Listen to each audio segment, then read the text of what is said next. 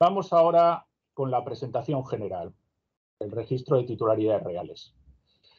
¿A qué fecha viene referida? Esto es fundamental. Ya hemos visto que no es lo mismo una declaración que se hace con la declaración de las cuentas anuales que con un cambio o modificación. La fecha pues varía. Si es la de las cuentas anuales es la de cierre del ejercicio y si se modifica por un cambio de control o una rectificación a la fecha en que se produce sustantivamente esta. Lo que es básico es quién responde del contenido de la declaración. Aquí se nos han planteado problemas. Hay que tener claro que quien es responsable y está obligado, sujeto obligado en los términos de la nomenclatura de la Ley de Prevención del Blanqueo de Capitales, es al administrador.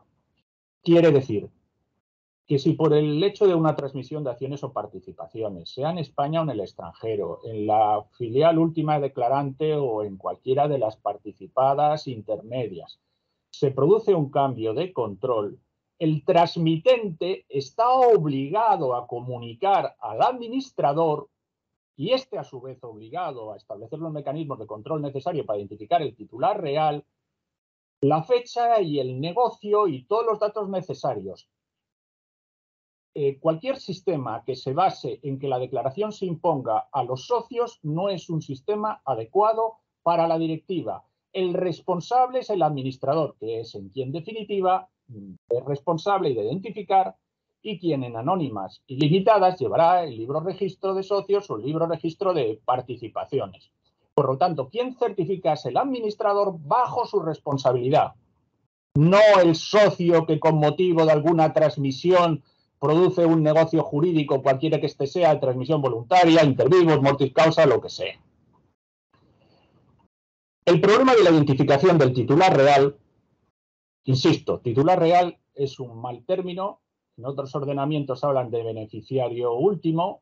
Por cierto, que en las cotizadas también se habla de beneficiario último para la identificación del patriarca común en la cadena biológica que hemos hablado por analogía se produce en las cadenas de control. Bueno, obsérvense en rojo las dos formas básicas, aunque parecen tres, en que se puede superar la barrera del 25%.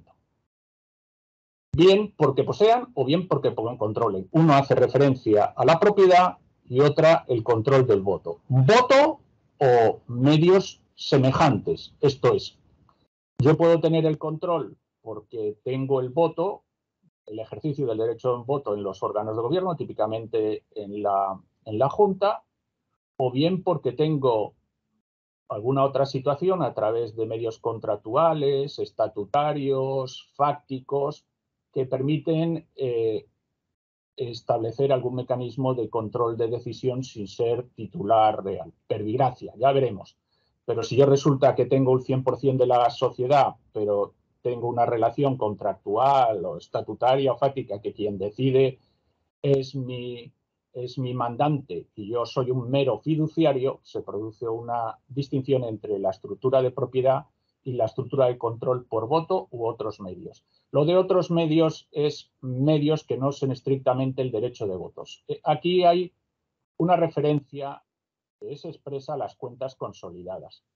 El mecanismo de control, esto es, del ejercicio del poder de decisión en los aspectos estratégicos de una sociedad que declara las cuentas, normalmente es por el reconocimiento del derecho de voto. Y es el ejemplo típico, y por eso siempre que hablamos de voto, o sea, de estructura del control por voto, pues nos referimos tanto a eso como a otras vías, porque hay otras vías. Si ven el artículo 42.1 del Código de Comercio, pues cuenta otras vías, por ejemplo, estatutarias, perdonen, otros mecanismos fiduciarios o bien pactos, cláusulas estatutarias. Aquí lo que hay que ir es a la realidad de detrás, es decir, no tanto es el formal, titular formal, como quien tiene el poder de decisión, quien decide la toma de decisiones que afectan al funcionamiento ordinario recurrente de la sociedad, porque pueden existir cláusulas estatutarias o pactos estatutarios e incluso puras relaciones fácticas. Por ejemplo,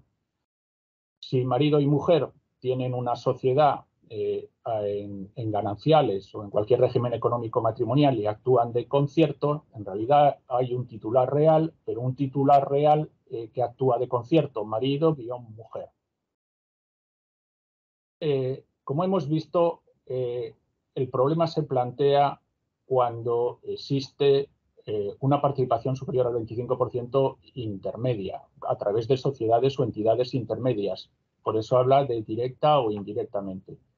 En el caso de que haya indirectas, pues deberá reflejarse o llenarse además los bloques 3A y 4A para la estructura de la propiedad y 3B y 4E para la estructura de control, sea por votos como sea por otros medios.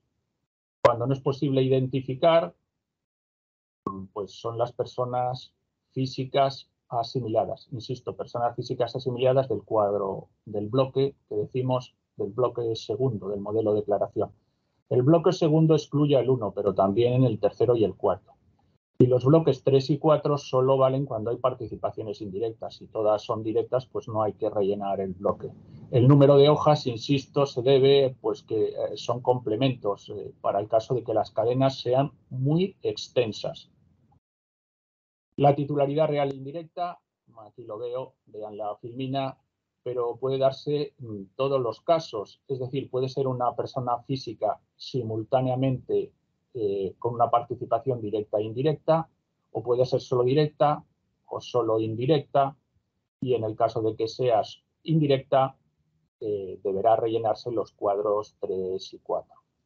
En el bloque 3 y también en el bloque 4, 3 y 4, se distinguen las dos reglas de participación en el capital. En el bloque 3A, el 3 se refiere a los niveles, nivel 1, 2, 3, empezando a contar desde el declarante para arriba, y el 4 es un cuadro complementario para que reflejar de todas esas entidades el vínculo que tienen directo una con otra vinculada, porque es que si no, no se puede complementar, metemos la descripción completa de un cuadro. La primera advertencia es que una participación directa en el capital de un 26%, digamos, no conlleva necesariamente un voto del 26%. Por ejemplo, hay acciones sin votos, hay cláusulas estatutarias de voto doble, hay pactos parasociales, por lo tanto hay que quitarse de la cabeza que una cosa lleve a la otra necesariamente, depende de la estructura de capital. Por eso la referencia a la A y la referencia B, y por eso ha sido absolutamente imprescindible modificar la declaración de este año para ajustándose a lo que quiere y lo que hacen otros países. Y el cálculo de la participación indirecta, punto segundo, es radicalmente distinto. En propiedad se utiliza un cálculo de participación mecánica o matemática. Esto es simplemente por el mecanismo un poco pedestre, pero real, de multiplicar los porcentajes. Si yo tengo un 50 de un 30 en unas sociedades intermedias, la participación de la de arriba sobre la última resulta de multiplicar 0,5 por 0,3 cuando es en capital. Pero si es en voto, el cálculo es como se hace en cuentas consolidadas, es decir, atendiendo al control. Por tanto, habrá que eliminar ramas a través de las cuales no se consigue el control, y el control se presume cuando tiene más del 50% de voto. Por lo tanto, no es lo mismo a efectos del voto el 50 del 30 del 30 del 50, como veremos, pero esto se explicará después.